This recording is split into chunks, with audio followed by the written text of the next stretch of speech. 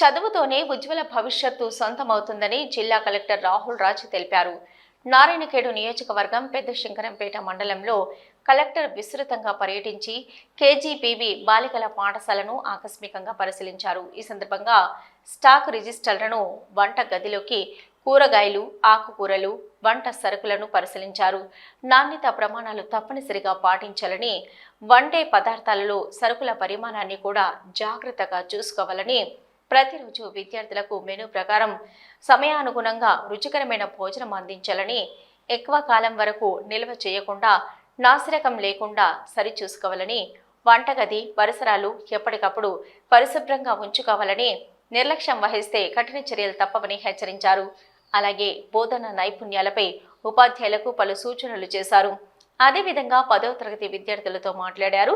వారి ప్రతిభా సామర్థ్యాలను పరీక్షించి విద్యకు ప్రభుత్వం పెద్దపీట వేస్తుందని, తదనుగుణంగా విద్యార్థులు శ్రద్ధగా చదువుకొని 10 ఫలితాల్లో 10/10 జీపీఏ సాధించాలని, చదువుతోనే ఉజ్వల భవిష్యత్తు సొంతమవుతుందని తెలిపారు.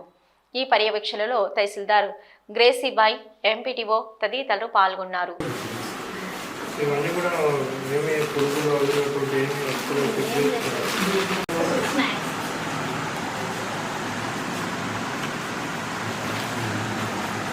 వారికి నోటీస్ ఇచ్చేది కొద్దిగా ఇంకా పెద్ద సైజ్ పెంచాలని చెప్పి కొంచెం వాళ్ళని చేంజ్ చేస్తాం.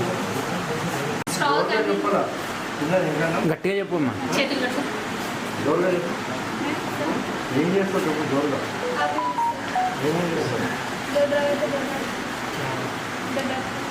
అంటే ఏం చూస్తారు మీరు? ఏం వస్తారు?